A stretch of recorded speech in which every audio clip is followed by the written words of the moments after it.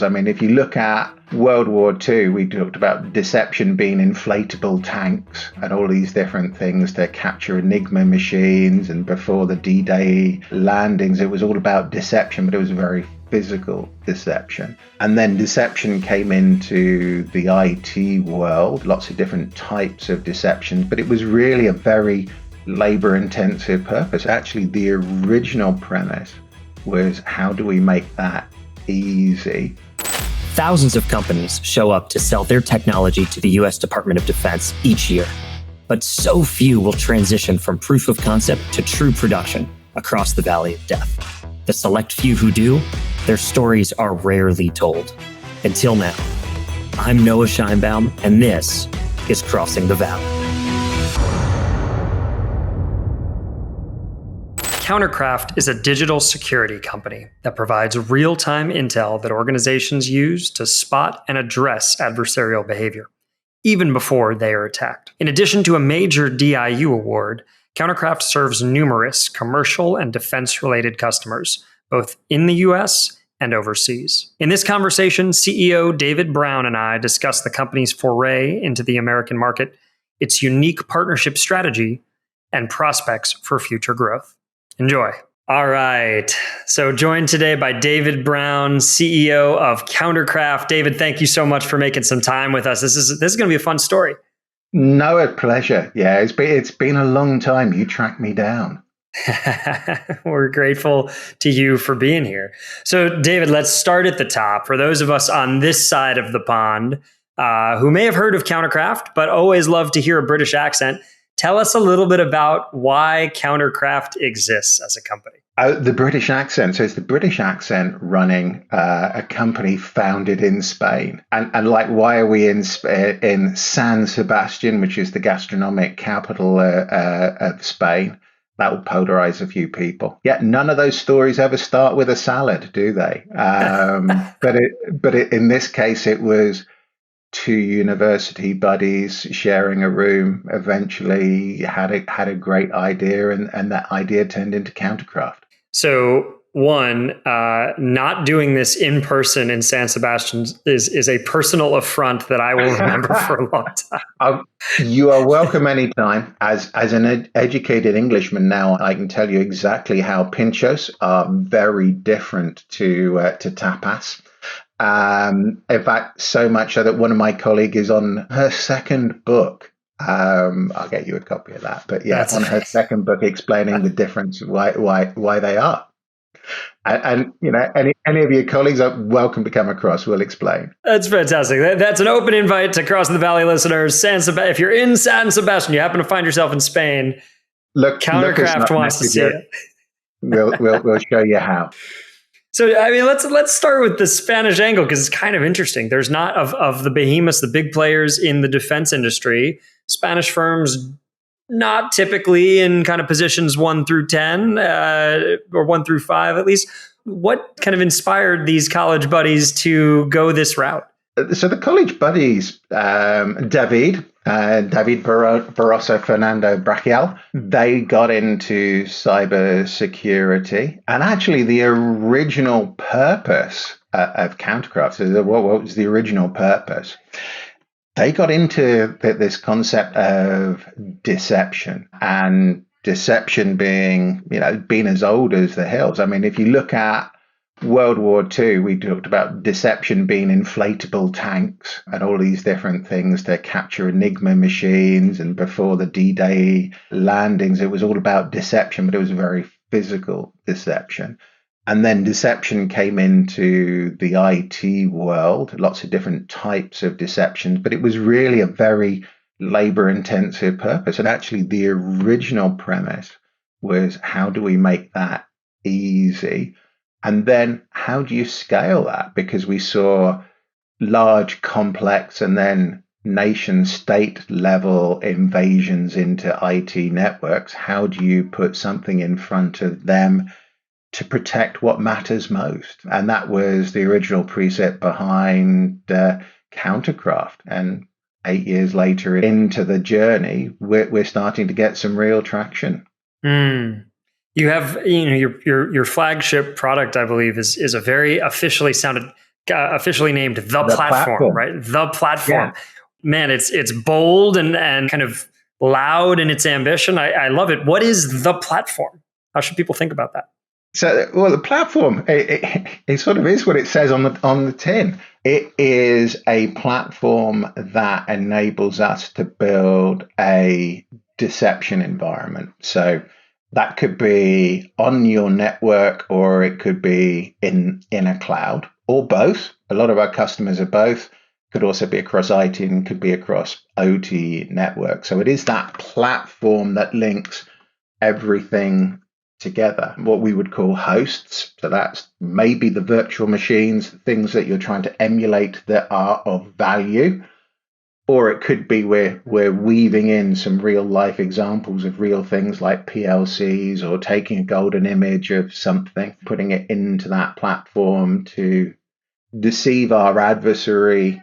And actually, the more important thing is deflecting them. So it's taking them away from the thing that you value and into my environment. And the platform bit really comes out then is, well, what are we going to do with them and the intelligence that we generate? For us, it's about all the post-exploitation information. But imagine this now, I've got game tapes, right? So I've got game tapes of the Russians and the playbook that they had before and after Ukraine, what they might use on a financial services, what they might use on. If I've got a game tape, well, actually, it's interesting. Then what can you do with the platform? On one end, something I can talk about, we did some work with a think tank called CDA, Civil Defense Alliance, which is, funded by financial services organizations in the UK. There was this Fortinet vulnerability that came up. So I can build a vulnerability, I can build a fake savings and loan in your terms, and see if people come knocking. And when they do come knocking, in this case, was it day 2, we had the bots. Day 3, we had somebody with an IP address from Russia. I can tell you what it is they did, how they did it, where they came from, what keyboard they were using, give you the whole post-exploitation thing. And to add to the Pinchot's recipe book, if you want, I'll send you a JSON file of what it is they did, the whole post-exploitation. And that becomes really useful, doesn't it? To test at one end, that pre-exploit, would they actually, then how did they do it? What did they do? Where did they come from? And then I give you a game tape. So imagine if I plug that game tape now into a cyber range, so you can train defenders on game tapes of things people have done before. And that's why I call it the platform. It's not just doing deception. It's really trivializing, isn't it? Not just doing deception, not just doing all those things, taking them off your network, or doing it before they touched your network, but giving you the game tape so you can practice everything to properly defend it afterwards. So that's why we called it the platform. That was a very long-winded explanation, wasn't it? No, you know what? It was a fantastic one, because you made it real for us and kind of, I think, spoke to some of the concrete use cases, the concrete implications of what you all offer. So thank you. I think that was a great explanation. David, where I want to go next is, given the technology you're talking about here, the national security and kind of defense use cases are very clear. I think a lot of people can kind of draw a straight line from what you just shared to how a government agency might use it. Are there also commercial use cases for this? Do you all have commercial customers? Oh, 100%, yes. So one of the things is the commercial imperative, and the other one is the technology technical. So the commercial imperative, governments are lumpy. So if you've got a small company, what you want is the bits that fill in the middle, and commercial gives us that in spades. But if you look at the commercial, what are we doing? We're doing work with financial services, with banks. Great use case. You want to protect what you value most. So customer data, anything to do with money and payments and stuff. We've got one financial services customer actually one of our original customers in Spain. I think our record so far is detecting their red team in 45 seconds from them trying to get onto the network and do their first escalation of privilege. In fact, we have to turn our system off now. That's the bit that makes us laugh the most. We're asked to turn it off, which tells them when red team are about to attack them. So yeah, we have financial services, we've got manufacturing, so we've got everything from beverage manufacturers, protecting sodas and beer manufacturers around the world do that. That's serving a nation's purpose as well, isn't it, really? I'd like to think that is critical infrastructure. We do that. Manufacturing, which is more critical infrastructure. So think about your electrical generation and distribution, and we protect networks there too. And that's from classical, typical nation state type actors who are trying to disrupt energy supplies wherever. No, and so you mentioned that the use or the utility of commercial business to kind of smooth the lumpiness of government or federal sales. Where did you all start? Did CounterCraft first go to market focused on the commercial, first on the government, or was it a both and right at the same time out of the gate? Bit of both, but actually first customers were fashion and retail and shops. That you go, when you're small, you start with where is the money that you can get access to, and that was a lot faster to get to than sort of nation state level money. I suppose our first big governmental contract we could talk about was that DIU innovation piece. We did some work there that led to a framework agreement, which that's cool. And then everything kind of spun off from that with one major pivot. And I suppose our big pivot was not us supplying all the professional services around the product, but the big pivot there was, how could we enable others to deliver, deploy their own solution, or do it through a partner that they knew, liked, trusted, and had a commercial agreement with? And that for us, that pivot point was where the business really started to take off then. So we'll come back and dive deep into partnership. That's a huge theme for the show generally. I think being able to spot those moments of opportunity and those values aligned partners who can help grow the business, hugely, hugely important for folks in the space. Let's back up. You alluded to, so started commercially and then alluded to having that DIU opportunity. Defense Innovation Unit, we've talked about, we've had other guests on the program who have gotten their start through DIU and kind of scaled from there. Your story, David, is interesting and it's unique. It was competitive in a fiercely kind of crowded way. Let's talk about that DIU moment. Take us through,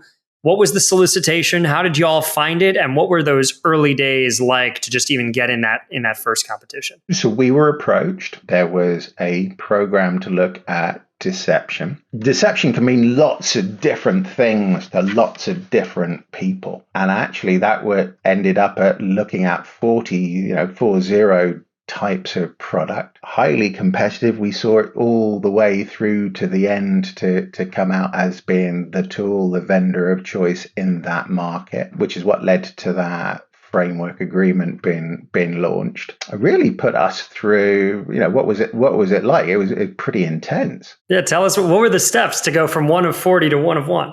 I'm not sure I can really tell you about the steps, but you can imagine what it's like to be in a 40-person bake-off. I think you think every week is going to be the week where you get the thank you very much, CounterCraft, that was great, but kind of conversation, and it never came. I think what got us through to that bit at the end is three things. I think there was the fundamental technology in its approach. I think there was the team that we put in front of client that fastidiously kept answering the questions with, this is what we can do. Let me show you. Speed of innovation. Well, that's really cool. Let me show you how I can address that. Let me come back to you in a day, a week, or whatever, and do that. And that led to the third bit, which is how you build relationships. I think what it also taught us is the bit about scale. And I mentioned the piece about partners. So we took a a bit of a false step, and then we corrected that. And the false step is, do you throw lots and lots of people at these types of problems to try and solve the customer's problem and give them the right outcome? And actually, the reflection piece was no. Because you alluded to, I've got a very English accent, or I'd like to think I've got an English accent after traveling everywhere around the world. I lead a company that's predominantly based in Spain. We signed up 6 nation states last year. That's not a secret. But I can tell you now, I don't have the right passport for any of them. And then, neither do my colleagues. Colleagues around the world, we all carry the wrong passports. We've all got that. And what's the better way to scale? And the reflection was, actually, it's not about building specialist engineering delivery teams in each of the nations you want to serve and support. It's about how do you make their life easier for them to adopt the tools or to work through one of their preferred partners and make their life easy. So, we can talk about some of the companies. The most recent one, we've been working with an organization called Booz Allen. How do I make their life easy? How do I make it easy for a completely different set of customers in Singapore or Asia or the Nordic or wherever? How do I make their life easy? Because the solution I pick for one of those other nations is not going to fly there. And being blunt, the work that we do with our clients, they don't want to tell us what they're doing either. That was kind of like the light bulb moment. Everybody has got a clearance for somewhere or something, but that doesn't necessarily work. I remember when Brexit happened, right? When Brexit happened, it's you're great. But actually, David, no, you can't go visit the Dutch Navy, but you can go visit NATO, right? How's that going to help? Right? How can you scale that? That becomes another problem. So the light bulb moment was, how do we enable this to be consumed by others? How can they do it themselves? Or how can they do it in a cohort that they know and trust? So they don't have to tell us anything apart from, raise the odd service ticket. How do I solve this particular problem? We can never guess what it is they did. That was the light bulb that came out of all of that. Yeah. I think it's a really important point because you hear again and again, people and relationships are essential to business. Many, many, many companies will try to build a different sales team to focus on different territories. That might work if you're in a contiguous, United States and you're doing the Northeast versus the Southwest. When you're talking about a constellation of countries in a patchwork of alliances and regulatory regimes, even if you build the sales function, you might actually need to build a different delivery team for each of those mechanisms in such a way that it becomes cost prohibitive and overly complex internally. So the partnership side of that is super, super, super crucial. Before we go deep down that path, which I do want to pursue, David, let's just square off on the DIU story because I want to make sure we've kind of got this. Recognize you can't speak about each step perhaps in the process, but you were approached by let's say a scout or somebody saying, "Hey, we've got this thing. We think you might be a good candidate." When you came out the other end, when you successfully navigated that 40 company bake-off, what were you left with on the other end? What did you receive as a result of that victory? What we received at the end of that victory, so there was a project signed along the way. So that was a scope of works that we delivered, but really it was all the artifacts, which is how had DIU investigated us, which is available to the US community that you're talking to through this. And there's a procurement guy that we could put you in touch with. So there's all the artifacts, all the things that they tested, and the framework agreement for its procurement. So all of those things were what we got out of it. The bit that then became the bit of a shocker was, well, hang on, that procurement vehicle no longer became available because that was closed. But what we did have was the light bulb moment about how we better serve our customers, and the fact that we had won it. That became a great source of credibility for us to go get the right partners and to reestablish a whole load of different procurement vehicles that people could use. As we were going through that, we thought, oh, God, here's a great procurement vehicle because we didn't know. This is going to help us greatly. We also, parallel, did a bit of work with AWS. So we were part of their first ever defense public sector accelerator program. Already said what we do on-prem, we can do in the cloud. It's really useful in the cloud. You can spin up deception environments really quickly. And I ought to say we can do it in other environments other than AWS, but this was the AWS thing. And at the same time, we got credibility points from being the first in the cohort, first ever. We've got our DIU program. And then with this realization that actually, whilst we were building this big team and had built a big team to take advantage of that program, actually what clients wanted when we talked to them was not to involve a whole cohort of people that may or may not be cleared, may or may not have the right passport, may or may not have. They actually wanted to consume it through people they knew and trusted and liked and others. And AWS helped us to go start building our partner program. So there's what works for us in commercial is this concept of selling through partners, selling through value-added distributors. AWS put us into a guy called Craig Abard, Carasoft, and that became a really easy conversation. The following conversations after Carasoft with all the partners became really easy. And all of a sudden, there were all these other procurement programs that people could take advantage of. You know, here's a Brit saying, what's NASA soup? Oh, it's not spelt the way I think it is. Fine. We can use that. There are 30 other procurement mechanisms we can use. And I think this month's one was something called Thunderdome, which, of course, if you're an Englishman, just strikes me as being James Bond baddies, but had implications to you about zero trust. And here are platforms that you can buy. So actually, it worked out really well and gave us a massive force multiplier of, well, we've got the credibility piece. The artifacts are there. That's great. Lots of people want to talk to us. Carasoft as a VAD puts us in touch with lots of other partners, which makes procurement piece really easy, gives us those other procurement vehicles, which becomes really easy. The bits that were really hard work now were how do I deliver an online education program to you to make you competent to go and deliver this? And I think we did a pretty okay job, because I can talk about a proof point being a nation state that knows nothing, and 60 days later they've developed knows nothing. But, they're not trained in our product. About your specific software, yeah. Yeah. But 60 days later is delivered a program across a mixed estate of cloud and on-prem IT and OT. That's not bad, really, is it? Not bad at all. So again, you're vectoring back towards that partnership discussion, but it sounds like the outcome of this DIU process was a customer or customers who said, "Hey, the tool is great, the product is great, the software is great, and we don't want to work with your big team of some cleared, some uncleared, some Brits, some French, some Spanish. Why don't you work through a partner to get us to kind of just get in the game quickly?" And so the outcome of this was, did you have a contract directly with a customer at the end of the DIU program, or what you had was that past performance and that validation that allowed partners to come to you? No, we had our first you did have customers. A contract. Yeah, we had our first customers in the US, but actually their growth piece is not from that. The growth piece is the better understanding, I suppose, the conversations it got us. It got us the credibility. And I think that's the important piece. Got us the credibility. And then the rest was about listening to what customers actually wanted rather than what we thought they did. And then it's about easy. Make it easy. How can we make all this easy for people to consume?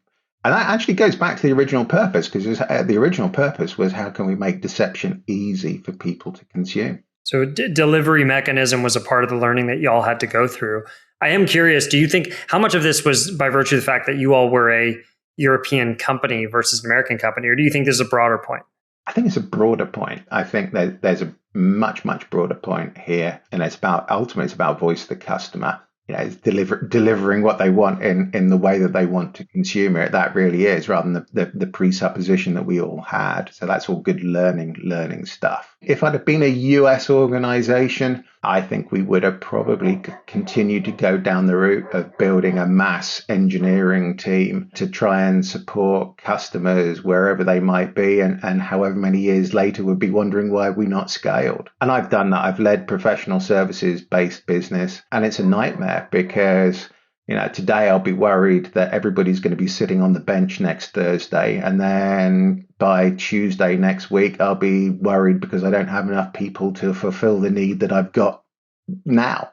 And it will flick and go backwards and forwards. And if not quite weekly, monthly, it goes backwards and forwards, backwards and forwards. You never have quite the right number of people. Yeah. No, it's definitely a services consideration. So let's talk about the partnership piece then. I think it's a good segue. I'm curious, first and foremost, what are the pieces that are absolutely crucial and essential and must remain in-house versus what were the things that needed to be delegated or otherwise outsourced to a partner? What remains in-house effectively is the development of the product. I mean, that's really all we're doing. We're keeping the product. We call it the academy. So it's the development of the academy so that we always have the training mechanism to train people, including train the trainer. So it's how do we do that piece for scaling up? And then really the professional services team that we have is servicing our commercial customers where none of this is that bigger problem. Still a problem because you want to have point of service local to your customer in the language and the time zone that's comfortable for your customers to transact. But actually, that's kind of it, is how do we deliver that product and perhaps provide that high level of coaching? So I've got a small team of people who will travel the world and do that high level of coaching. So when you're talking about the really high level of how do I's, they're the people that will come in and do and coach. They might at the other end help you. So we're just launching a managed service product, and that enables us to go to commercial level people that might be mid-market. So they're a mid-market. So one provider can provide a service to many. We're providing a small team there to help get customers on board, help do the triage of all that litany of problems until you can do your own fishing and look after your own thing, and then they're gone. That becomes an interesting piece. But where we're talking about your type of customers, my team will come in, we will build, support, sustain the product. We'll provide the training and the high-level consultation. But after that, it's our partners do the delivery, or our end customer does the delivery. Got it. So it really is remaining, keeping a narrow focus on developing a great product and educating kind of folks as to the benefits and how to use that product. But the wraparound services, doing the install, doing kind of support ongoing is not necessarily in-house. That's where kind of the partner. It's not what we want to do. Even with the commercial business, we want to give that to our partners to do. And again, actually follow this through. So, like I said, we're doing a managed service product now for the mid-level customers. If they should detect, now get this, oh, God, I found somebody from Russia, Korea, or insert name of bad guy here on my network. What do I do now, right? What do I do now? It's pointless me selling you a product to say, well, my job is done, right? Bad guys on your network, let's run away now. Don't forget to send the monthly check. Thanks. That's all good.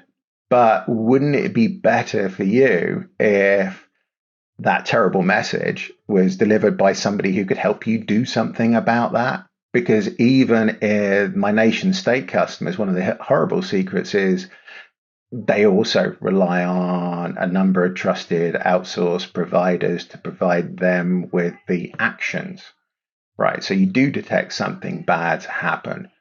What do you do about that? Well, it might be in-house, but it might be your trusted partner. It does the remedial actions for you. And that's also what we want. It's also part of it being easy. Remember, you come back to the platform.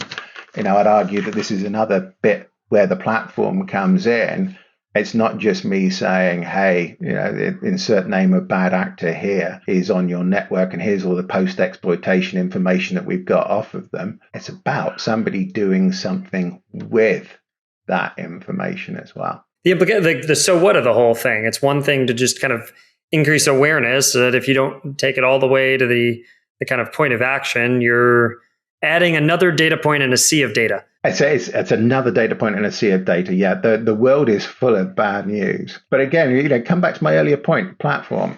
At one end, I can say, what about post-exploit? The early exploit, is this valid? Let's go test the premise. The middle bit, Okay, so I've got a deception environment. I'm delaying the bad actor. I'm collecting all that information from bad actors. The next bit along, I'm using all that information to train defenders on what to do the next time this comes along. So it's like a real exercises, pre-recorded live fire, if you like, but here are real exploits that you can train them.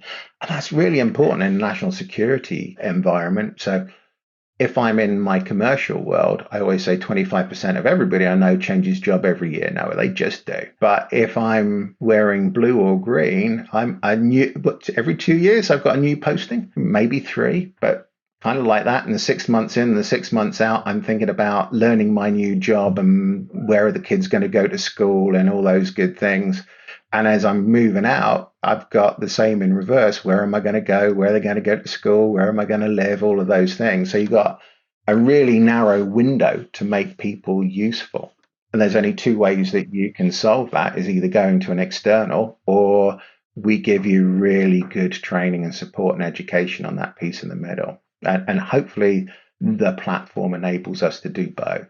Time is not your friend in this world. So being able to move with alacrity is key. It is the key. Speaking of which, as we kind of have covered some of your story up till present day, I mean, David, I'm curious from that momentum that you all built from the DIU engagement, how you've scaled in the U.S. federal government and in international markets abroad. Bring us kind of up to speed. Where is CounterCraft now today from those early wins, and where are you all going? Where we're all going as a business, we kind of did what has been very hard for a number of companies in our position to get to that place where you're breaking even and making money. That's good, which means that I think we've got a good long-term survival kind of premise as a reliable vendor. That was very important in our space over the last couple of years. The where are we going is probably more democratizing that whole technology piece. I'm really insistent about the platform. It's about scale. What becomes really interesting is, so what do you have to be capable of doing for a nation state? And the answer is a lot. And that guy, so lots and lots of endpoints and sites, nation scale. That makes enterprise look small scale. This is big stuff. The next piece is, how do you make it easy? So I think we figured out that how do we do the deploying many across lots of sites across a nation state, right? How do you do that? How do you do that well? How do you make that easy? Because again, our people may or may not have been deeply trained in our products. You've got to make that easy. And the next bit is the sustainment piece.